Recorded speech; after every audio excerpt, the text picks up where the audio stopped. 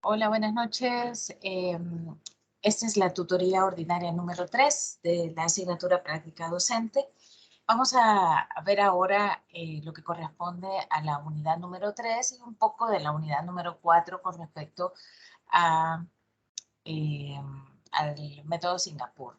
Pero antes lo que vamos a hacer es poner en nuestro en nuestro tintero, cómo estamos con las actividades diferentes que tenemos para entregar. Eh, lo que tenemos en este momento estamos en la semana 5, ¿verdad? Este es lo que corresponde a nuestra tutoría número 3. Luego tenemos la entrega de la tarea el 9 de abril, ¿ok? Así que tenemos tiempo todavía para poder hacer un reporte, ¿verdad? Ya discutimos sobre la entrega de la tarea. Algunos me han dicho que no lograron ir al, al centro educativo para hacer la prueba. Sin embargo, debo decir que precisamente por eso se dejó con tiempo esta tarea, para que calcularan la parte de la Semana Santa, ¿verdad? Que son las vacaciones. Así que por favor les invito que traten de hacer lo posible. Por ir este fin de semana todavía tienen para poder asistir los que están con la modalidad flexible, porque la vacación todavía empieza hasta la siguiente, ¿verdad? Es hasta el 11 que tenemos programada la vacación de Semana Santa. Así que por favor tener en cuenta este detalle. Fíjense por favor también que se apertura el 19 de abril. El bloque de descanso será desde el 9 de abril, que es la entrega de la tarea 1, ¿verdad? Y luego empezamos a tener nuestra pausa del 9 al 19, son aproximadamente 10 días, y el 19 pues ya retomamos la apertura del ensayo académico, ¿ok? Y la entrega que es el 29 de abril. ¿Por qué quiero hacer hincapié en esto? También tenemos la apertura de la infografía.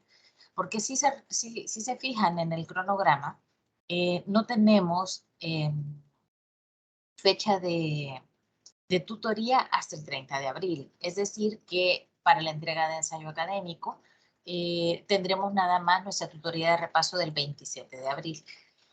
Quiero hacer hincapié que pueden consultarme, ya sea por medio de correo electrónico, por medio de plataforma, o también lo pueden hacer por medio de WhatsApp, ¿verdad? Ahora si me envían eh, algún avance, porque nuevamente pongo a su disposición para que me puedan entregar el avance del ensayo académico, que repito, que se apertura el 19 de abril y se entrega el 29 de abril. Entonces, hagan el favor de mandármelo al correo para que quede establecido ahí que ustedes me han dado un avance, ¿verdad? No es que no van a mandarlo a plataforma, pero si estamos hablando de avance como nada más para una revisión, pues sería bueno que lo hagan al correo. Bueno, teniendo esto ya claro, repito que las fechas importantes son la entrega de la tarea, que es el 9 de abril. Estamos más o menos a unos 10, 11 días para la entrega de la tarea 1. Luego tenemos la entrega del ensayo académico para el 29 de abril y la tutoría de repaso, que será hasta el 27 de abril. Cualquier cosa quedo a su disposición para que puedan hacer las consultas y las dudas.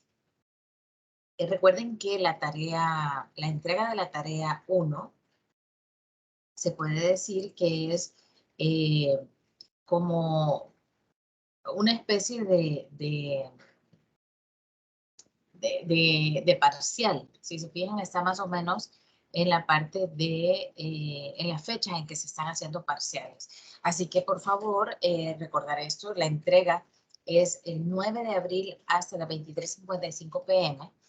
Y recordar que esto sustituye la prueba ordinaria 1, por lo tanto tiene una ponderación mayor. Eh, Debido a que tuvimos cambio de tutoría, porque el día sábado tenían ustedes un evento, la mayoría, de los representantes de cátedra. Entonces decidimos cambiar nuestra tutoría para el día domingo. Sin embargo, pido disculpas porque tuve problemas con la actualización de la computadora y no me reconocía el internet. Por eso es que se está haciendo este día y espero que quede claro los contenidos que vamos a explicar. Vamos a empezar en primer lugar. Esto ya lo habíamos visto en la tutoría de repaso, pero vamos a recordar un poco sobre los principios de la didáctica de la matemática. En primer lugar, tenemos que el aprendizaje de la matemática debe ser coherente con el desarrollo del pensamiento lógico del niño. ¿A qué se refiere esto? Ya lo hablábamos, como les decía, en la tutoría de repaso.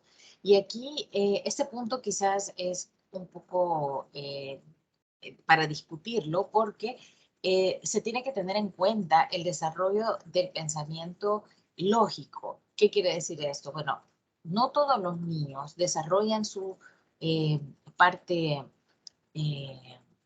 de las neuronas, su pensamiento, su constructo del pensamiento, no lo desarrollan todos de la misma forma. Y por más que sea la edad y se trate de estandarizar que todos los niños desarrollan a cierta edad un pensamiento lógico, hay niños que no lo hacen. Y aquí es que viene el rol del docente para poder identificar cuándo el pensamiento lógico está o más desarrollado o menos desarrollado o está en el promedio. ¿Por qué? Porque de esta forma usted podrá exigirle a su estudiante hasta dónde llegar. ¿Okay? Puede que haya muchachos de 15 años que tengan un desarrollo del pensamiento lógico que no sea el mejor y que incluso un muchacho de 12 lo tenga mucho más desarrollado que un joven de 15. Así que todo esto es el rol del docente que tiene que estar de la mano también con el aprendizaje de la parte de la neurociencia y de la neuroeducación, porque con esto complementamos mucho la parte del pensamiento que necesitamos tener al día para enseñar la matemática. El segundo principio, que era el aprendizaje de la matemática, debe ir de lo más sencillo a lo más complejo. Esto lo discutíamos también y decíamos que a pesar de que la mayoría se presenta de esa forma, yo les comentaba mi experiencia y les decía que a veces en ciertos contenidos había que ser un poco más flexible, porque a veces usted presenta, por ejemplo, vamos a hablar de un contenido en específico que son las secciones cónicas y, por ejemplo, podemos hablar de la parábola, una parábola que está ya desplazada con una ecuación canónica donde ya tiene los valores de h y de k. Es mucho más fácil que usted reconozca luego que h y k es 0. A que usted trate de empezar desde que x cuadrado más y cuadrado, en el caso de una circunferencia, que es otra sección cónica, es igual a 5. Es más fácil plantear una ecuación canónica completa y a partir de ahí sacar los valores de h y de k, a estar tratando de construir una ecuación por medio de los desplazamientos. Entonces considero yo que a veces hay que ser un poco flexibles en este principio. A veces definitivamente sí se puede dar que es mucho mejor hacerlo de lo más sencillo a lo más complejo, pero también hay que estudiar a nuestros estudiantes porque a veces esa capacidad que ellos tienen de relacionar lo complejo con lo sencillo y de sentir esa satisfacción emocional de que comprenden un tema porque vieron lo más difícil y luego fueron a lo más básico, eso también les da un poco de gratificación. La matemática se enseña primero en la práctica y luego en la teoría. Esa es una de las ideas que se tiene sobre todo con la resolución de problemas, cuando se busca que los estudiantes, por medio de la práctica y de la curiosidad y de la evidencia, busquen formar ellos su propia teoría. Y el rol del docente será guiarlos para que la encuentren de manera idónea. La memoria no basta para la matemática, es necesaria la comprensión. En este punto nos deteníamos en la tutoría de repaso porque decíamos que es muy interesante lo que dice, porque dice que la memoria no basta. Quiere decir que sí es importante, pero no es lo único que tiene que ser en matemáticas. Es necesario comprender esa memorización. No nos sirve de nada que un joven sepa que 3 por 3 es 9 si no lo puede representar, si no lo puede comprender, si no lo puede visualizar y pasar de algo abstracto a algo concreto. Por lo tanto, la memoria, a pesar de que nos ayuda a hacer cálculos mentales, a facilitarnos los recursos y las herramientas para implementar otros contenidos un poco más complejos, no es lo único que tenemos que basarnos. Los alumnos deben ser con claridad, deben saber con claridad qué significan las operaciones y no solo resolverlas mecánicamente. Caemos un poco también con el principio anterior, donde las operaciones de un 9 por 2, de un 3 por 5, si ellos no lo comprenden, difícilmente se darán cuenta cómo resolverlas. Por ejemplo, con la jerarquía de las operaciones o la jerarquía de los signos de agrupación. Esto tiene mucho que ver con que no se haga mecánicamente porque todo tiene un orden. A veces a los jóvenes les cambiamos simplemente un símbolo o una operación matemática de lo que normalmente se enseña, ellos no podrán hacerlo. El siguiente dice que los problemas matemáticos no se resuelven con recetas, como ya se ha dicho. La matemática se basa en el razonamiento. Si se fijan, los últimos tres vienen bastante relacionados. Razonamiento, saber lo que significan, la comprensión. Es importante para que la matemática esté basada en un razonamiento lógico. No podemos decir nada más que se hará paso 1, paso 2, paso 3. Sin embargo, repito, como lo dije en la tutoría de repaso, la matemática se esquematiza. La matemática es orden. La matemática es un sistema de procesos. Y, por ejemplo, mencionábamos en la tutoría de repaso los métodos de inducción, por ejemplo, donde hay 3 pasos que se tienen que seguir para poder demostrar o desarrollar una demostración, valga la redundancia, y con sus 3 pasos. Entonces, creo yo que estos principios que se están planteando son un poco flexibles dependiendo del contenido que estamos viendo. Claro, no se puede, por ejemplo, en un ejercicio donde haya flexibilidad, por ejemplo, los casos de factoreo, no se puede decir que todos los pasos son los mismos para los casos de factoreo, pero sí descubrir qué caso de factoreo se aplica puede tener un proceso para el cual llevar a cabo ese sistema. La matemática debe ser agradable, lúdica, como todo el aprendizaje. Esto hace referencia en general a aprender. No cabe duda que cuando los jóvenes tienen una sensación de satisfacción, de juego, de competencia sana, la matemática se vuelve un poco más accesible y por lo tanto dan pie a pensar que no están bajo un régimen de aprender de forma tradicional, sino más bien con lo que ahora ya conocemos como la gamificación en las metodologías activas, para que ellos logren sacar todo el potencial de lo que ahora existe para la parte de aprendizaje con juegos, la gamificación o cualquier otro tipo de metodología activa que nos permita tener un lado lúdico de la matemática. El aprendizaje de los contenidos de la matemática tiene una secuencia y a esto es a lo que vamos. En el anterior decíamos que no habían recetas, pero aquí decimos que sí tiene una secuencia lineal, una secuencia donde estamos diciendo el aprendizaje. Usted no puede pasar a casos de factoreo si usted no ha visto los polinomios. Usted no puede pasar a factoreo si no ha visto los productos notables. Todo tiene una secuencia, todo tiene una continuidad y es por tanto que se necesita tener un programa de estudio donde se le dé importancia a la linealidad de los conceptos.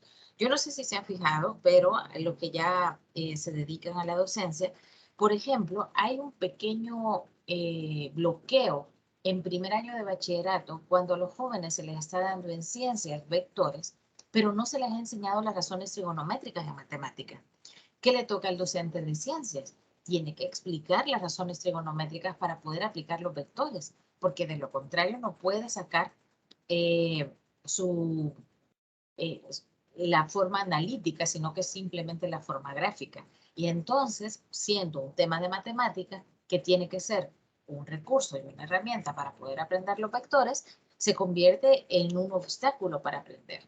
Aquí hay un bache dentro del programa de estudio y hay un bache que se debe de superar para que los muchachos no sientan que nunca habían visto razones trigonométricas al llegar a física. Que el aprendizaje tenga significación. Eso quiere decir que lo que se aprenda se interprete en la realidad. Un aprendizaje significativo, ya lo hemos visto muchas veces, es aquel que usted puede aplicar a su contexto cercano y algún contexto a nivel más macro. Por ejemplo, si usted tiene una resolución de problemas, de ecuaciones de dos incógnitas, si usted no logra ver que esto se puede aplicar para cosas cotidianas como comprar, como porcentajes, como calcular la cantidad de niños o de niñas, todo eso si usted no logra ver, entonces no está haciendo un aprendizaje significativo. Y ahí la importancia del docente de lograr hacer y contextualizar cada uno de los contenidos de matemática. De lo contrario, pasará a ser un contenido que no se logró contextualizar y no tendrá un significado especial y por lo tanto se olvidará. Aquel contenido que usted logre aplicar de alguna forma con sus estudiantes en su contexto tendrá mucha más presencia en su aprendizaje que aquel que no pudo aplicar en la vida cotidiana. Vamos a seguir ahora con las teorías de la enseñanza de la matemática. Aquí nos vamos a detener un poco porque hay cierta parte de las teorías de la enseñanza que ya la habíamos visto anteriormente. ¿Okay? Esta parte de acá es aquella cuando nos enseñaban en didáctica qué metodologías podríamos usar. Y a lo que nos vamos a referir en esta oportunidad es a la concepción idealista platónica. Esta concepción dice que debe enseñarse a los alumnos, en primer lugar, las estructuras de la matemática de manera axiomática y esto le pondría en situación de poder resolver los problemas y aplicaciones que luego se le presentan. Esta teoría de concepción idealista de platónica viene más que todo, si se fijan, es una especie de, de, de presentar como los principios matemáticos, como esa parte que no se puede modelar porque ya está dada, los teoremas, las reglas, las ecuaciones ya dadas, eso no se puede tocar porque ya está dado. Y a partir de ahí, entonces usted puede generar una resolución de problemas y aplicar a lo que luego se le puede presentar. ¿Ok? En este idealista platónico, la visión platónica de las matemáticas es una concepción diferente a la que tenemos en, por ejemplo, la resolución de problemas, porque es el contrario. En la resolución de problemas, usted busca primero, hace el problema y luego usted puede ofrecer una teoría, un axioma, una conclusión. Aquí es al revés. En la concepción idealista platónica, a usted ya le dan el axioma y le dicen, compruebe esto. Esto ya está dado y usted tiene que probarlo. No quiere decir que está mal y, insisto, podrá ser que para algunos contenidos sea mucho más favorable esta concepción que para otros. Sin embargo, el que nosotros hemos aplicado durante mucho tiempo es la concepción constructivista. Mucho tiempo en el sentido de nuestra carrera está basada en una concepción constructivista de resolución de problemas y también el enfoque que se está dando de mate es también constructivista de resolución de problemas. Las aplicaciones, tanto externas como internas, deberían regir el proceso de construcción de los conceptos matemáticos por parte de los estudiantes. ¿Qué es esto? Pues que el desarrollo conceptual debe seguir al menos de manera aproximada el camino de la creación de las matemáticas. ¿A qué se refiere esta concepción? Bueno, cuando a un niño o a un joven se le plantea un problema, él tiene que saber, y aquí viene un poco la importancia de la historia de las matemáticas. Si a usted a los jóvenes les ha hablado de algún matemático, de algún problema que solucionó en aquel tiempo debido a que era una necesidad y que por eso construyó cierto teorema, los jóvenes tienden a crear más.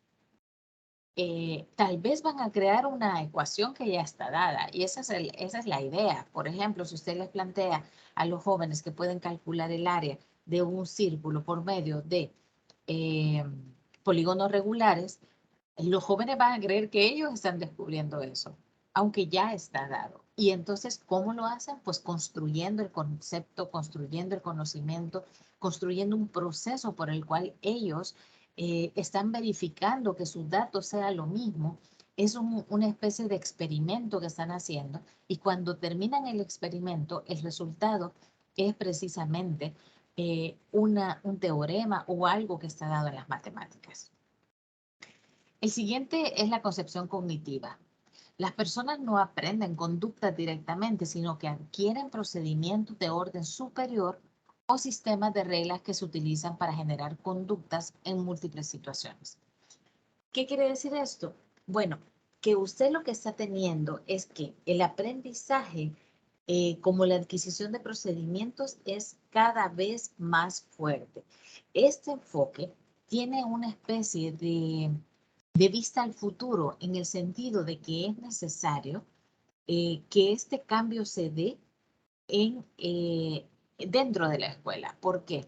Porque usted va a crear conductas que le ayuden a adquirir ciertos tipos de procesos, eh, de un proceso de nivel mayor, y que estas reglas que usted está generando o que usted está haciendo le van a dar las herramientas suficientes para que usted reaccione ante una situación dada. En matemática, ¿cómo podemos ver eso? Se ve a diario cuando usted va a la tienda a comprar.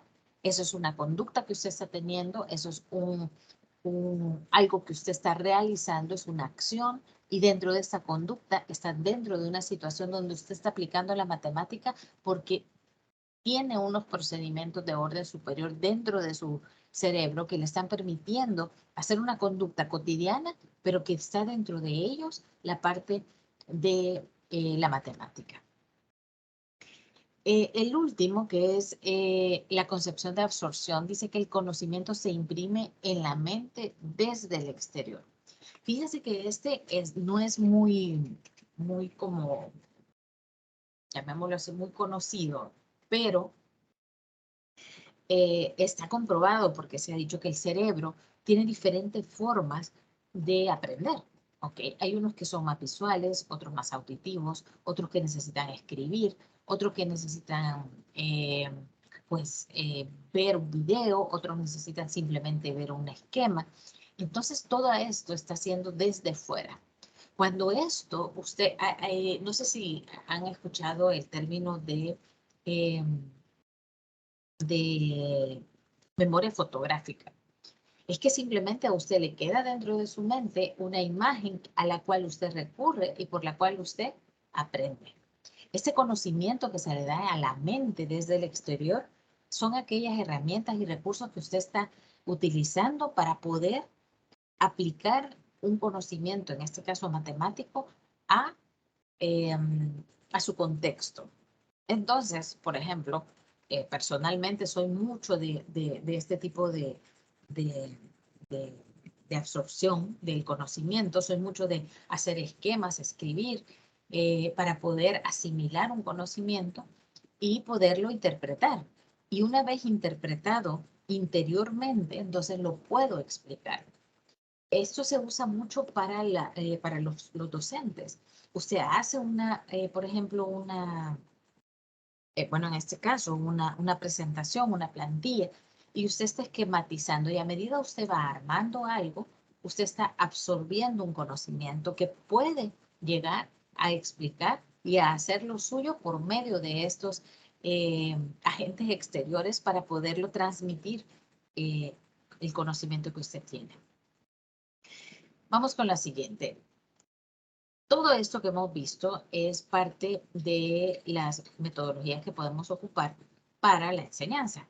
Estamos conscientes de que hemos visto ciertas concepciones que nos permiten enseñar las matemáticas de una forma diferente en cada una de las que hemos visto. Nos faltaron unas cuantas, pero creo yo que la concepción de la absorción que hablábamos anteriormente, nos da también un aprendizaje por asociación, pasivo-receptivo, acumulativo, eficaz, uniforme y el control externo, que es más o menos lo que estábamos hablando acerca de cómo asimilar esto. Pero no basta con que usted tenga una idea de cómo asimilarlo, porque se va a encontrar con dificultades para la enseñanza y el aprendizaje de las matemáticas que van a ir surgiendo en el camino.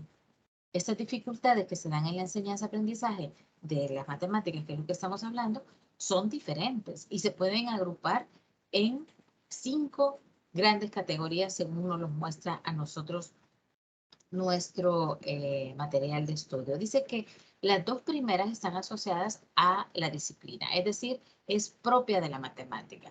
Puede ser a los objetos matemáticos y a los procesos de pensamiento. La tercera dice que está ligada más a cómo se enseña la matemática. Y la cuarta, en conexión con los procesos cognitivos de los alumnos. Y la quinta, con una falta de actitud racional hacia las matemáticas. Si se fijan, son diferentes factores. En la primera es en sí la matemática. La otra es los procesos de cómo enseñar la matemática, los procesos cognitivos y la actitud frente a las matemáticas. Vamos a ver cada uno de estos. En la primera dice que son las dificultades asociadas a la complejidad de los objetos de matemática. ¿A qué se refiere esto? Bueno, normalmente de por sí ya se dice que la matemática es difícil. A usted le pregunta a un niño qué es más fácil, si sociales o matemáticas, y la mayoría, no todos, pero dirán que la matemática. Porque de por sí la matemática ya tiene su hito de ser complicado, de ser una materia difícil o solo para genios, trae cierta tendencia a que en general los niños y los jóvenes empiecen a crear esta idea previa a la enseñanza. Y este conflicto que se arma viene también dado por el tipo de lenguaje que se usa. Es como que fuera otro idioma. Incluso cuando yo enseño y a algunos de los jóvenes les gusta el inglés o aprender idiomas, les digo que la matemática es otro idioma. Entonces, muchas veces aquellos que no tienen la capacidad o la competencia desarrollada de aprender idiomas o de tener este tipo de habilidad en desarrollar este lenguaje diferente, entonces definitivamente cae en una dificultad del aprendizaje y que es definitivamente dada por el vocabulario que se usa. Por ejemplo, palabras como el cuadrado. Uno se imagina un cuadrado, pero usted está hablando de un exponente. La potencia. Una potencia usted lo cree como una fuerza, pero si se lo aplica a matemática, es un exponente también. O se habla, por ejemplo, el número primo. Primo en sí, la palabra primo tiene otro significado en el lenguaje común, pero si usted lo aplica a matemática, es un número diferente. Me pasa a mí cuando quiero explicar el tema de la pendiente. Yo siempre les digo qué es para ellos, qué se les viene a la mente cuando dicen pendiente. Y y poco a poco, a medida yo he ido dando este tema, me he dado cuenta de las diferentes acepciones que tiene la palabra pendiente y que yo pensaría, no, ¿por qué? Pues si pendiente es simplemente algo inclinado. Pero muchos me dicen pendiente, algo que todavía falta por hacer. Y ahí digo yo, ¿cómo relaciono eso con la matemática? Pues no se puede. No hay algo, por más que yo trato, y les digo que no hay forma de relacionar esa definición con la definición en matemática que es precisamente la inclinación. Eh, entonces tengo que especificarles más, por ejemplo, la pendiente de una montaña. Entonces ahí ellos ya empiezan a ver, es la inclinación, es que tanto está la subida, dicen, por ejemplo, ¿verdad? ¿Qué tanto cuesta subir? La pendiente es muy grande, entonces ellos empiezan a construir sus propios vocabulario a partir de una palabra que normalmente se entiende como otra, pero ellos lo empiezan a construir. En la número 2 tenemos las dificultades asociadas a los procesos de pensamiento matemático. Esto ya va un poco más allá del simple hecho de la matemática mecánica. Esto va un poco más relacionada con la matemática que tiene como naturaleza la lógica de las matemáticas. Es más esa matemática discreta que nosotros hemos aprendido allá en lógica para lógica matemática o relaciones en conjuntos, todo lo de las pruebas de verdad. Esto más o menos va con el proceso del pensamiento matemático, que realmente esa capacidad de llevar argumentos lógicos y que lleven estos métodos de inducción, que quizás al principio uno no lo hace consciente, pero que a medida va estudiando matemática lo va haciendo. Por ejemplo, una comprobación, usted sacó una ecuación lineal y ¿qué hace? Comprobar si eso cumple con su ecuación. Pues eso precisamente es un proceso de pensamiento matemático. No basta con encontrar la respuesta, que sino que usted va a comprobar que esa respuesta está buena. Ahí ya está pensando como matemático, porque usted quiere demostrar que lo que usted encontró es válido. La otra dificultad es las dificultades asociadas a los procesos de enseñanza desarrollados para el aprendizaje de las matemáticas. Aquí quizás sí tenemos un poquito vamos a llamarlo así, de culpa, tanto a nivel micro, nosotros como docentes, como macro, las autoridades que se encargan de armar el currículo de las matemáticas. ¿Por qué? Porque tenemos que tener un currículo donde las habilidades que se necesitan para desarrollar las capacidades matemáticas tengan definidas muy bien cuál es la competencia que el alumno tiene que desarrollar. Los indicadores de logro tienen que estar muy bien establecidos y las evaluaciones y el tiempo que se requiere para aprender ciertos contenidos debe de ser desde el aula y no desde fuera del aula. Yo he sido muy crítica con esto y se los he hecho saber a ustedes que a medida nosotros apartamos del aula las grandes propuestas de políticas educativas, se va perdiendo el sentido de la enseñanza. Nosotros tenemos que generar investigación y por eso es que yo los invito mucho a ser investigadores educativos, porque desde el aula, desde una coordinación, desde una dirección, se puede generar políticas educativas donde el protagonista siga siendo el estudiante. De lo contrario, se puede caer en que los protagonistas va a ser, por ejemplo, la prueba avanzo, y que usted va a hacer todo porque sus estudiantes cumplan con la prueba avanzo y que tengan un buen desempeño dentro de esa prueba, pero no es el estudiante, sino es ganar una competencia muda, ¿verdad? Porque nadie dice nada, pero todos quieren ser el mejor en esa prueba. Entonces, estas dificultades que se dan por el hecho de enseñar ciertos contenidos de una manera donde los estudiantes tengan estas competencias, viene también dado desde macro, no solo desde el docente, que normalmente es en el que recae esta responsabilidad de que no se logran cumplir los temas, de que no explican bien, de que no se les da continuidad. Todo esto también tiene que ver un poquito con el sistema educativo en el cual se encuentra. Y la cuarta dice dificultades asociadas a los procesos de desarrollo cognitivo de los alumnos. Fíjense la importancia que se le está dando últimamente a los procesos cognitivos, a los desarrollos de pensamiento. ¿Por qué? Porque ahora se sabe mucho más que antes que hay enfoques que se les da un poquito más de prioridad. ¿Para qué? Para poder construir un conocimiento de mejor manera. La mayoría de dificultades que se dan de este tipo del desarrollo cognitivo es precisamente porque hay diferentes teorías donde este desarrollo cognitivo que estamos hablando eh, no ha tenido como su debida relevancia. Entonces, no importa tanto si el joven está preparado o maduro cognitivamente para asimilar un contenido. Y yo creo que aquí tiene mucho que ver los cambios que se hacen en los programas de estudio.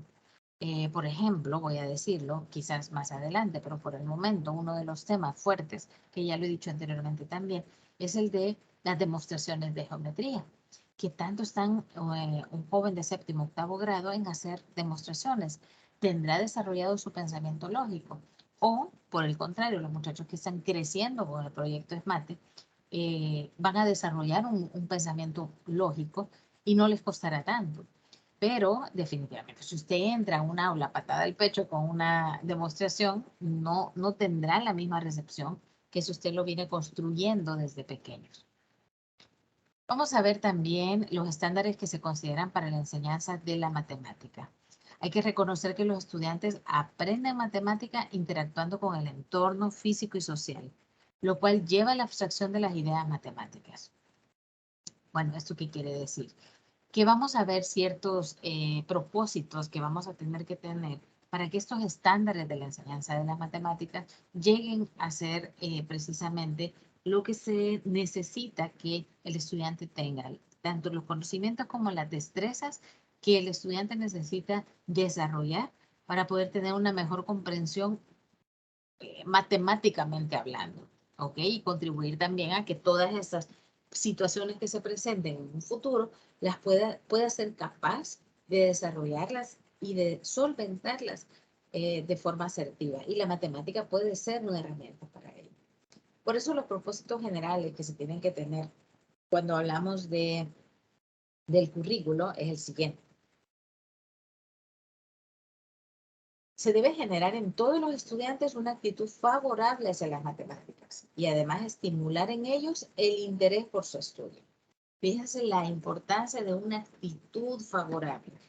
La mayoría de estudiantes caen en aquello como que no quieren matemáticas por las guías largas, porque es muy mecánico, porque es muy difícil, porque en los exámenes se les evalúa cosas que no se han enseñado.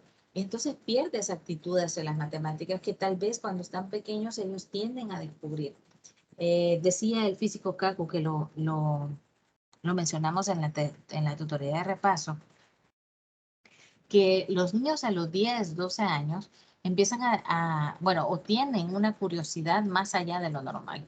Como niños tienen curiosidad de descubrir. Pero que una vez los niños, 8 o 10 años decía creo, y una vez los niños entran al sistema formal, se les dice cómo hacer las cosas y no a descubrir cómo hacer las cosas. Esa es la diferencia entre una buena educación y una educación que va a lo tradicional. El estudiante debe de tener una actitud de curiosidad creativa para poder construir el pensamiento matemático. Dice el siguiente propósito que es desarrollar en los estudiantes una sólida comprensión de los conceptos, procesos y estrategias básicas de la matemática e igualmente la capacidad de utilizar todo ello en la solución de problemas. Volvemos a lo mismo, si los estudiantes comprenden y aplican los conceptos que han aprendido, van a poder solucionar todo ese tipo de problemas que se presentan. Dice, desarrollar en los estudiantes la habilidad para reconocer la presencia de las matemáticas en diversas situaciones de la vida real. Volvemos y decimos, de nada servirá si nosotros desarrollamos comprensión, si tenemos una actitud favorable, si no se puede habilitar esta capacidad de ver las matemáticas en diferentes situaciones. Es muy común que los estudiantes digan, ¿para qué me va a servir esto? Si usted como docente no es capaz de decirle en dónde va a encontrar las matemáticas, no está haciendo bien las cosas. Los estudiantes tienen que reconocer las matemáticas hasta cuando van al súper, cuando van a comprar algo en la tienda, cuando están calculando cuánto le va a salir de luz, cuando está, por ejemplo, buscando el vuelto, cuando está dividiendo los dulces, cuando está dividiendo el arroz, cuando está dividiendo un pastel, la pizza, todo esto, allí tiene que ver las matemáticas, ¿ok? En las diferentes formas geométricas que encuentre. Entonces, a medida va pasando el tiempo, los estudiantes tienen que ser capaces de maravillarse todavía y de tener curiosidad por construir este aprendizaje matemático de una forma lúdica, como lo dijimos anteriormente, y con la habilidad para ver la matemática en todos lados. Otro de los propósitos es suministrar a los estudiantes el lenguaje apropiado que les permita comunicar de manera eficaz sus ideas y experiencias matemáticas. Es decir, no vamos a tener a unos científicos, no vamos a tener a un matemático o a un físico dentro de nuestra aula, pero sí podemos tener estudiantes que empiecen a manejar de forma eficaz este lenguaje matemático que es apropiado. Caemos mucho los estudiantes y también los docentes en decir el cosito o x a la 3 y no podemos decir x al cubo. ¿Qué representa ese chiquito que está ahí? Cosas así, el coeficiente, el exponente, la base, la raíz, el logaritmo, las propiedades, la suma, la resta. Todo esto tiene un nombre matemático que ellos tienen que empezar a captar de cómo se desarrolla el lenguaje apropiado para poder comunicar de una forma eficaz esta situación matemática. Además, hay que estimular en los estudiantes el uso creativo de las matemáticas para expresar nuevas ideas y descubrimientos, así como para reconocer los elementos matemáticos presentes en otras actividades creativas. Me recuerda mucho esta parte de lo que hablábamos con el físico Kaku acerca de la creatividad y de la curiosidad, porque menciona el descubrimiento. Un niño que descubre, un joven que crea, será más fácil que asimile un contenido a que usted solamente lo pone a copiar o a que usted ponga a desarrollar un ejercicio si no lo ven bien. Dice también retar a los estudiantes a lograr un nivel de excelencia que corresponde a su etapa de desarrollo. Siempre hay que tratar de sacarles más provecho a los muchachos. Si usted ve que hay ciertos estudiantes que pueden más, que van más allá y que no le va a causar tampoco una renuencia a la matemática, déjele retos, póngalos, rételos a que puedan hacer algún ejercicio que usted sabe que son capaces de hacer y que solo necesitan quizás un poco más de guía y un poco más de tiempo para resolverlo. Muchas veces los estudiantes se quedan con dudas que no van a poder solventar si no se les deja otro tipo de ejercicio donde ellos logren verificar y complementar ese conocimiento que están aprendiendo. Así que es muy importante también retar a los estudiantes para eh, solventar este tipo de necesidad o de creatividad que tengan. Vamos ahora quizás con una de las partes más bonitas que es las metodologías para la enseñanza, el aprendizaje de las matemáticas, porque depende de cuál metodología usted utiliza para poder esperar resultados dentro de sus estudiantes. No será la misma con una metodología de resolución de problemas, con una metodología activa, no será la misma. Tendrá diferentes resultados dependiendo de la metodología que usted quiera aplicar. Por lo tanto, vamos a recorrer algunas de las propuestas en el material. La primera es la metodología de algoritmo basado en números, que es el ABN. El autor del método ABN es Jaime Martínez Montero, maestro y doctor en filosofía y ciencias de la educación, que explica este método de la siguiente forma. La idea de crearlo es más el resultado de una vida profesional en que se ha trabajado con especial intensidad la didáctica de las matemáticas, que algo que se le ocurre a uno de repente. Fíjense la importancia de que los estudiantes tengan contacto con alguien que quiere crear y modificar eh, la matemática o la enseñanza de la matemática. Pues cualquier diría es un maestro y doctor en filosofía y ciencias de la educación. ¿Dónde están las matemáticas acá? Pues hay matemática dentro de la filosofía, hay matemática dentro de las ciencias de la educación y la idea de crear un método como este, que es el algoritmo basado en números, es muy importante ser un docente investigador para saber dónde se le puede ayudar a los jóvenes. Fíjense, vamos a comparar el método tradicional con el ABN.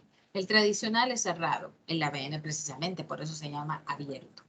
El tradicional es abstracto, el ABN es realista, usted tiene situaciones reales. El tradicional normalmente provoca un rechazo, en cambio en el ABN hay motivación, curiosidad y descubrimiento. En el tradicional es memorístico, en cambio en el ABN hay una construcción de contenidos. Vamos a ver un ejemplo. Es inadecuado para el desarrollo y en cambio el otro es adecuado al desarrollo neuropsicológico. La tradicional dice que hay una direccionalidad de derecha a izquierda, en cambio aquí es de izquierda a derecha y nos vamos a dar cuenta por qué. Normalmente vamos de derecha a izquierda, si se fijan cuando sumamos vamos de derecha a izquierda, en cambio aquí es de izquierda a derecha, que podríamos pensar que es lo lógico. Nosotros escribimos de izquierda a derecha, no de derecha a izquierda. Vamos a ver un pequeño ejemplo de cómo se construye un ejercicio sencillo. Voy a compartir el audio. acá.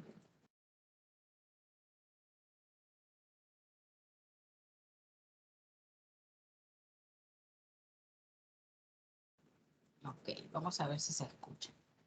Voy a apagar mi micrófono un rato y lo dejo, es muy cortito, solo es para que vean cómo se construye una suma, algo tan sencillo en primer grado.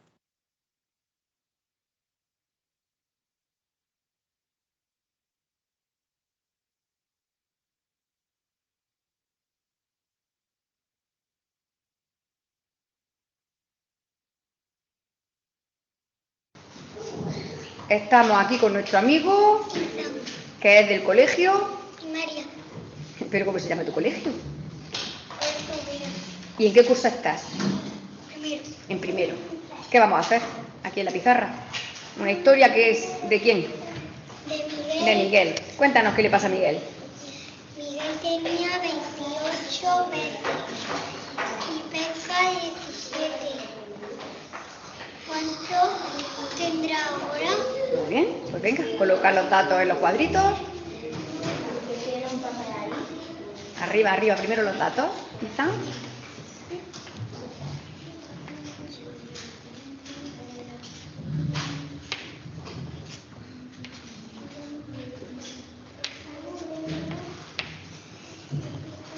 Y ya puedes comenzar.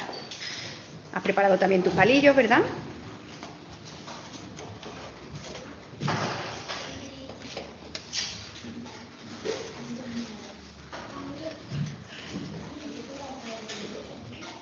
¿Por qué has elegido el 2, Izan?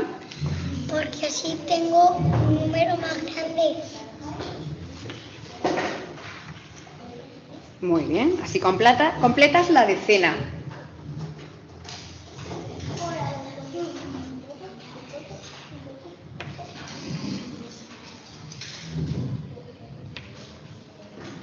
Bien, continúa.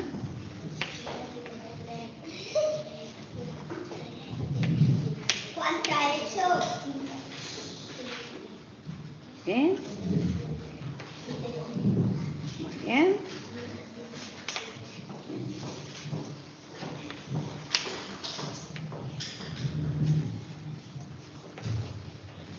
Muy bien.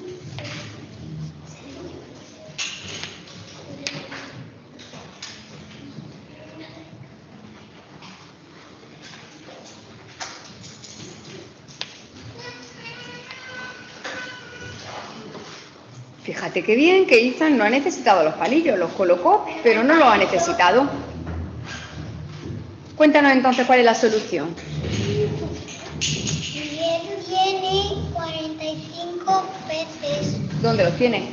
En su. barco. Muy bien, pues colocar la solución en la cuenta de arriba. ¿Y lo ha hecho? ¿Cómo lo ha hecho, chicos? ¿Estáis de acuerdo con él? Sí. Pues un aplauso para Izan, que lo ha hecho muy bien. Muy bien, gracias, Izan.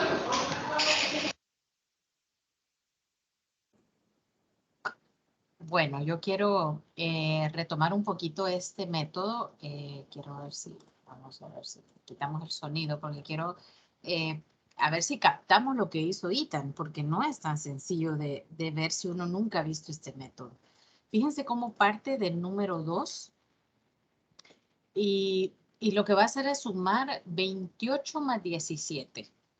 ¿Ok? Y parte del número 2 está partiendo de izquierda a derecha, ¿sí? Y luego, ¿qué hace? Bueno, va a poner el valor de una decena cercana al 28, que será 30. ¿Ok? Sumó 30. Más bien dicho, sumó 2 al 28 y puso 30. Y restó 2 al 17 y puso 15. Me encanta cómo se pone la manita en el pecho. Fíjense lo que hizo, muy sencillo. Ahora vamos con 10. Sumó 10 al 30 y le quedó 40. ¿Y qué va a hacer ahora? Restarle 10 al 15 y le queda 5. Es genial el método. Ahora dice, le voy a sumar 2, va poquito a poco y le pone 42 y al otro le quita 3. Y le sumaron 3 y entonces al final pone el 3 y le suma el 3 acá. Ahí hace el cálculo, Ethan. Son números pequeños, 2 más 3. Y le queda 0. La idea de este método es llegar a tener un 0 en la última casilla. En vez de sumar 8 más 7, que todos sabemos que es 15, él no lo hizo una suma. Él lo que hizo fue restar a 17,2 y sumar a 28,2. Es genial el método y se da a nivel, esto si se fijan, está de izquierda a derecha precisamente como lo mencionamos, se está descomponiendo el número en decenas y se trabajan con números pequeños. No se necesita hacer un gran cálculo. Cuando ya llegan estos niños a un nivel de quinto, sexto grado, este método yo lo conocí hace alrededor de unos 6 años, más o menos cuando empezaba la carrera. Me metí a un curso, me compré el libro porque me parecía genial para explicárselo a los chiquitos sobre todo. Y generaba en los niños satisfacción porque lo hacía muy rápido. Y eso es lo que genera el método ABN, un cálculo mental extraordinario cuando están en quinto y sexto grado. Ellos son capaces de, por ejemplo, otro del tipo de ejercicios que se hacen en ABN es poner un número en el centro, por ejemplo, un número 24, y poner como que fuera una araña o una flor o lo que usted quiera, pero yo les ponía como que eran arañas, como que eran las patitas de las arañas, y los niños tenían que expresar con operaciones diferentes, por ejemplo, el 24, 8 por 3, 12 más 12, 10 más 14, y encontraban infinidad de operaciones que ellos conocían y que daban 24. Eso no se les olvidaba y cuando yo les preguntaba un 3 por 8, pues 24. Es una experiencia muy buena, si lo pueden buscar. Hay cursos, esto es más que todo en España, donde se ha dado. Sin embargo, aquí en el país tenemos el Liceo de Castilla, creo que se llama, que está en la zona de Occidente, donde sí aplican el método ABN y están muy empapados de este método, sobre todo a niveles primarios, porque debemos de reconocer que al ser un método nuevo, se va construyendo. Empezaron en primaria, a esta altura ya pueden tener ellos a nivel de la ESO, que le llaman en España, toda esta experiencia de tener este tipo de, de método aplicado ya a otros niveles mayores. El otro es estándares de núcleo común. Esto dice que se da como un acercamiento a las matemáticas más cotidianas, a saber utilizar el redondeo para simplificar operaciones complejas mentalmente. Yo no sé si les ha pasado, pero a veces cuando estamos haciendo alguna operación, por ejemplo, si yo tengo qué sé yo, un 19 por 3, redondeamos al 20, le ponemos 60, restamos 3 y nos da 57. Y no es necesario hacer la multiplicación directamente, sino que redondeamos. Entonces, pues quizás ni sabíamos que se llamaba estándares de núcleo común, pero en el fondo lo hacemos. Es como una metodología muy intuitiva, muy que cuando se desarrolla el cálculo mental uno lo hace sin pensar y se hacen las operaciones mucho más grandes. Mucho más grandes, pero a nivel cognitivo. Es decir, soy capaz de realizar operaciones eh, con muchas cifras. ¿Por qué? Porque redondeo, porque me voy siempre al mayor. Y eso es lo que permite precisamente que esta metodología tenga cierta eficiencia. El otro es el método Singapur. Bueno, en el método Singapur se ha expandido a lo largo del mundo durante los últimos años, sobre todo porque el método Singapur en las pruebas estandarizadas a nivel internacional, como las pruebas PISA, ha tenido un despunte Singapur. Singapur no solo es un ejemplo de cómo enseñar matemática, es un ejemplo de país, es un ejemplo de ciudad, es un ejemplo de recuperarse de aquello que no se le encontraba salida y sin tener mayor cosas como recursos naturales por los cuales ser un país desarrollado ha logrado poco a poco ir saliendo de esa extrema pobreza, de la educación, de tener un modelo diferente donde se ha superado todas las partes todas las partes que tenían en contra. El objetivo es que aprendan cada detalle de forma práctica y comprendan el porqué de cada operación. Se empleará más sobre esta metodología precisamente en este video que tenemos acá, que es ¿qué son las matemáticas Singapur? Vamos a verlo y a escucharlo.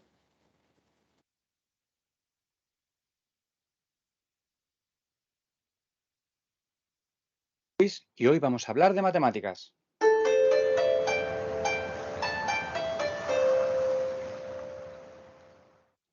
El tema de hoy es ¿qué son las matemáticas Singapur? Si le preguntas a alguien de Singapur qué son las matemáticas Singapur, seguramente te mire con cara de loco diciendo ¿pero qué dices? Porque lo que nosotros llamamos matemáticas Singapur, ellos lo llaman simplemente matemáticas. Y es que lo que hacen no es nada especial. Pero entonces, ¿por qué les va tan fenomenal en todas las pruebas internacionales? Algo harán, ¿no? Voy a contaros cómo lo hacen ellos y qué resultados consiguen. Lo que llamamos matemáticas Singapur o metodología Singapur es la forma en la que los estudiantes en Singapur aprenden matemáticas. Y eso incluye el currículum, que no es exactamente igual a como lo hacemos aquí, los libros que utilizan y el correspondiente desarrollo profesional de los docentes. Voy a contaros ahora un poco de historia de Singapur para que veáis cómo han llegado a ser lo que son ahora. Singapur es una isla de poco más de 700 metros cuadrados. De los presupuestos del Estado, las dos partidas más grandes son para educación y defensa. Las etapas de su sistema educativo actual son primaria, secundaria y postsecundaria. Todas las asignaturas en la educación pública se imparte y se examinan en inglés, excepto la asignatura de lengua. Primaria empieza con 6 años, igual que hacemos aquí, y dura 6 años.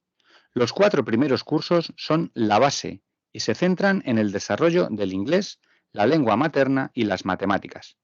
En los 2 últimos se estudian las 4 asignaturas básicas, inglés, lengua materna, matemáticas y ciencias.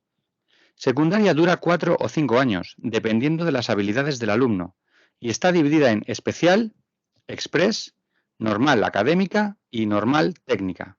Postsecundaria dura 2 o 3 años y es más de especialización. Hay pruebas nacionales al final de cada etapa. El resultado de la prueba al final de primaria determina dónde se colocará en secundaria. Desde 1946 hasta ahora, su sistema educativo ha ido evolucionando de acuerdo con sus necesidades como país. En 1965 se independizaron y se establecieron como país independiente. Vieron que la educación era clave para su supervivencia y para facilitar la transformación económica que necesitaba el país. A finales de los 70, el ministro de Educación puso encima de la mesa que a pesar de la grandísima inversión en educación, no se obtenían los resultados esperados. Así que decidieron empezar a tomar decisiones basándose en estudios de investigación. ¿Y qué vieron? Que si se cambia la forma de enseñar matemáticas y ciencias, se puede mejorar la economía del país. Y consiguieron cambiarlo. Y de paso, también vieron una mejora espectacular en sus resultados académicos que luego veremos. A partir de los 80 comienza el gran cambio. Al principio se centraba en el aprendizaje de conceptos y la resolución de problemas. A finales de los 90 se expandió para desarrollar diferentes formas de pensamiento, creativo, crítico y basado en la investigación. Esto lo consiguen haciendo actividades matemáticas en grupo y con la resolución de problemas.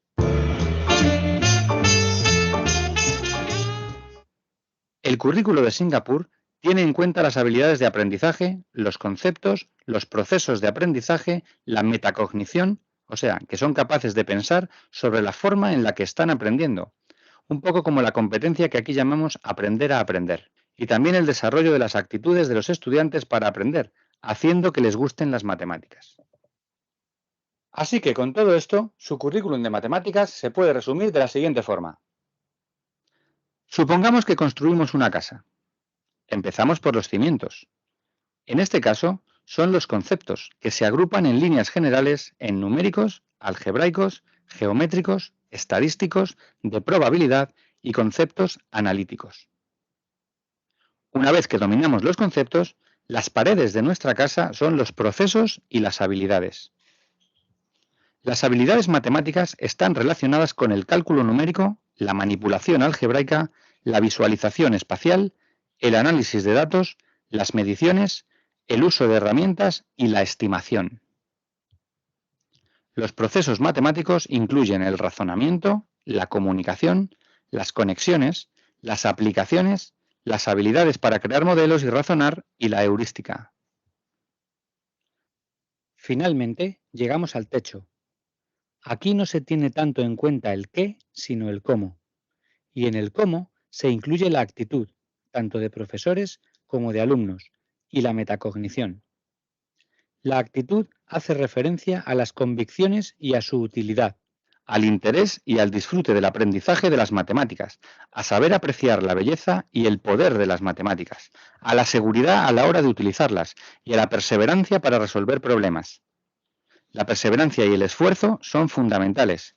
Por alguna razón se piensa que si tienes que esforzarte en la asignatura de matemáticas, automáticamente es que se te dan mal, y no eres bueno en matemáticas. Ellos han cambiado su forma de pensar y del estudio de las investigaciones del cerebro han visto que el esfuerzo es productivo, tardes lo que tardes, y que cuando te esfuerzas, tu cerebro crece. La metacognición hace referencia al hecho de ser conscientes de los propios procesos de pensamiento y a la habilidad para controlarlos, sobre todo a la hora de seleccionar y utilizar estrategias para la resolución de problemas. ¿Y con todo esto, qué resultados obtienen? Vamos a verlo. En el Estudio Internacional de Tendencias en Matemáticas y Ciencias, TIMSS, en 2015, la media internacional fue de 500. Esto significa que si estás aquí, estás donde tienes que estar. España sacó una media de 505 y Singapur de 618, muy por encima de la media internacional. Las otras columnas, avanzado y medio, son todavía más impresionantes. Se trata de la resolución de problemas que una máquina no puede resolver por sí sola. En Singapur, 50 estudiantes estaban en nivel avanzado. Esto quiere decir que obtuvieron 625 puntos o más. En España solo fueron 3.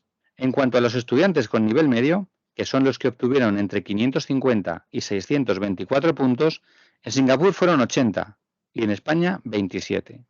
En cuanto al estudio PISA de 2015, los resultados de Singapur también son superiores a la media.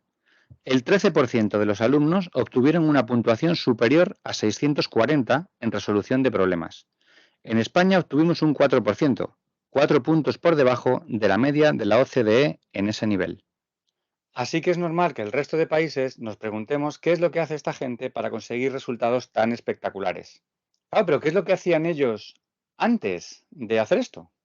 Memorizaban pasos, memorizaban procedimientos, repetían y repetían una y otra vez actividades. Creían que hacer las matemáticas más difíciles simplemente era hacer los números más grandes o complicarlos mucho más. ¿Os suena? Así que cambiaron su forma de pensar. Ahora creen que aquello que hacían, que es un poco lo que hacemos nosotros ahora, no sirve para nada y es aburridísimo. Y para hacer todo este cambio se fijaron en 5 investigadores muy reputados. Primero, Jerome Bruner. Jerome Bruner decía que hemos nacido con cerebros visuales y por eso la mejor forma de aprender matemáticas es cuando somos capaces de relacionar conceptos tangibles con una representación pictórica y finalmente con una representación abstracta con el lenguaje matemático. A esto se le llama enfoque CPA, de concreto, pictórico, abstracto, y es la base de la metodología Singapur. Y para eso usamos este material. En ese proceso de conectar ideas, Richard Sken propone que ese lenguaje matemático abstracto y formal no podemos usarlo directamente con los alumnos porque no se van a enterar de nada. Para ellos es como si habláramos en clave. Entonces es necesario, sin utilizar ese lenguaje formal, enseñar los conceptos de manera que los alumnos entiendan que unos derivan de otros. Por ejemplo, una vez que hemos entendido el concepto de la suma, podemos ver la suma de grupos iguales y de ahí a la multiplicación. Las teorías de Brunner se usan en paralelo con los estados de desarrollo que propuso Jean Piaget. Siempre se tiene que dejar un tiempo lo suficientemente amplio para que los alumnos puedan asimilar y asentar las ideas de las que estamos hablando. Por eso, cada clase comienza siempre con un problema que da pie a un debate, y en ese debate es donde empiezan a fluir las ideas, y cada alumno tiene una idea distinta. Y así juegan con el contenido y van construyéndolo poco a poco, con sus palabras. En Singapur aplican lo que se llama Teach Less, Learn More, que quiere decir enseña menos, pero aprende más. en más profundidad. En línea con esto, Zoltan Dienst propuso que hay que aprender los conceptos de una manera absolutamente informal. Y cuando están entendidos y ya saben utilizarlos, entonces es cuando poco a poco les vamos enseñando el lenguaje formal para ese concepto. Y por eso cada clase comienza con un problema cuidadosamente elegido para despertar ese debate con sus propias palabras. Y cuando nos pasamos a la siguiente sesión, varía muy poquito del concepto que ya hemos dado, de manera que ellos solos podrían llegar a resolverlo sin necesidad de que nadie se lo enseñe directamente. Por ejemplo, en una sesión se estudia la suma. En la siguiente, la suma, pero con llevadas solo en la unidad. En la siguiente, la suma con llevadas solo en las decenas. En la siguiente, la suma con las llevadas solo en la centena. Así sucesivamente. ¿Y cómo se les deja explorar? En grupo. Lev Vygotsky propuso que la mejor forma de aprender es siempre en grupo, de manera que un alumno discute con otro, propone sus soluciones y las argumenta y las defiende, de manera que cualquier solución, correcta o incorrecta, se plantea, se discute y se descarta o se elige. Es decir, defendiendo que tu solución es correcta es como realmente aprendes. Y teniendo en cuenta todo esto, construyeron su currículum de matemáticas. Está pensado para que los alumnos con menor nivel puedan superarlo y para que los alumnos que tienen un mayor nivel se enganchen con la propuesta de retos. ¿Cómo hacen esto? Utilizando actividades que se llaman de bajo suelo y de alto techo, que quiere decir que sirven para un nivel más bajo, pero a la mínima que le haces un cambio, también te vale para alumnos con nivel más alto. Por ejemplo, la V mágica. Se muestran 5 círculos formando una V. Se pide que coloquen los números del 1 al 5 de forma que los dos brazos de la V sumen lo mismo. Y comenzamos con las preguntas. ¿Cuántas posibilidades hay? ¿Puedes convencer a los demás de que tienes todas las soluciones posibles? Esta sería una solución para los números 1 al 5. ¿Qué pasaría si usamos números del 2 al 6? Esta sería una posible solución para los números 2 al 6. ¿Y del 12 al 16? ¿Y del 37 al 41? ¿Y del 103 al 107? ¿Qué pasaría si cada brazo de la V tiene 4 círculos? ¿Qué os parece? Os pongo un enlace con posibles soluciones en la descripción. Por tanto, no es que los alumnos de Singapur sean más listos, es que tienen más oportunidades para esforzarse cuando los conceptos son más complicados. Además, la educación en Singapur es una cuestión de Estado. Todo el mundo está implicado, el gobierno, las familias y los docentes. Y hasta aquí el vídeo de hoy. Si os ha gustado, dadle a like. Si os gusta el canal, suscribíos. Si creéis que a alguien le puede ser de ayuda, compartidlo. Y muy importante, si tenéis alguna duda, comentadla abajo, porque así es como aprendemos. Nos vemos en el siguiente vídeo. Bueno, yo no sé ustedes, pero a mí me parece que muchas de las cosas que se proponen en Singapur, uno lo hace inconsciente. Personalmente me ha tocado como esa parte de hablar con un lenguaje un poco menos formal para que los jóvenes entiendan. Por ejemplo, les voy a decir, cuando a veces me toca dar física y estamos en el MRU, y uno les dice pues la gravedad y todo eso, o la aceleración, pero usted dígale el envión y no me pregunte por qué captan qué es. La aceleración es el envión. Y entonces lo comprende. Me da risa porque creo que ni existe la palabra envión. Habría que ver. Pero es así. Hay palabras que no son formales, pero le dan la idea al estudiante de lo que es. Y entonces cuando usted le mencione ya la palabra aceleración, el estudiante captará de mejor forma el concepto que tiene la aceleración. O por ejemplo, que la velocidad inicial se da cuando está en reposo. Es difícil para ellos a veces imaginar algo en reposo. ¿Qué es eso de reposo? Normalmente lo hace cuando está dormido. Entonces, hay que darles palabras más de su vocabulario para que ellos logren entender. Singapur lo han comparado mucho con El Salvador en el sentido de cómo ha surgido, pero nos falta mucho para llegar a eso, sobre todo a nivel de la educación. En Singapur se enseña y esto también lo decía el físico Kaku, que se tiene que dar una educación para la vida, una educación donde la aritmética sea lo básico para que usted pueda vivir.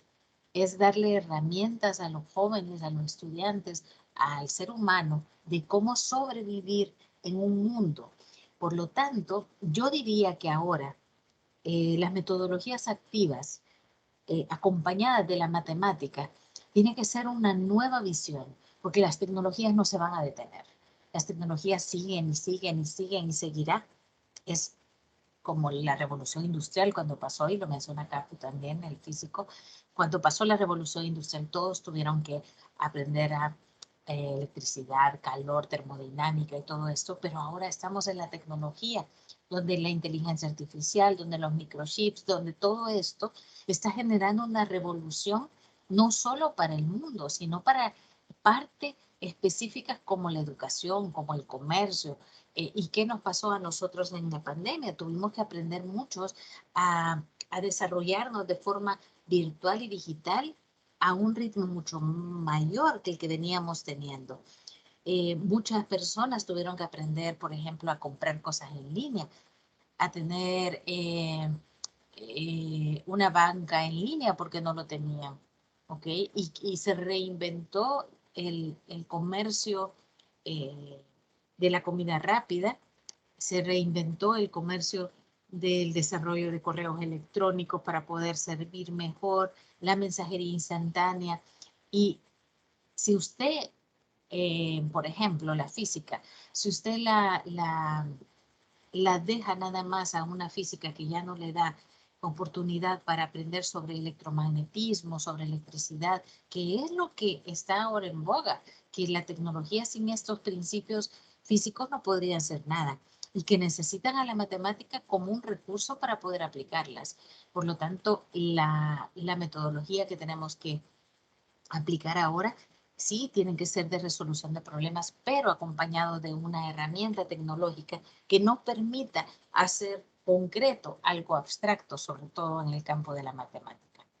Muchas gracias por su atención. Pido las disculpas del caso nuevamente por el problema que tuve el día de domingo, que no pude desarrollarla en vivo, pero quedará la grabación para que ustedes la revisen y pues cualquier consulta, repito, estoy a sus órdenes. Recuerden que hasta casi dentro de un mes tendremos nuestra próxima tutoría, pero quedo pendiente de cualquier avance que me quieran enviar de las tareas o de los ensayos para revisar.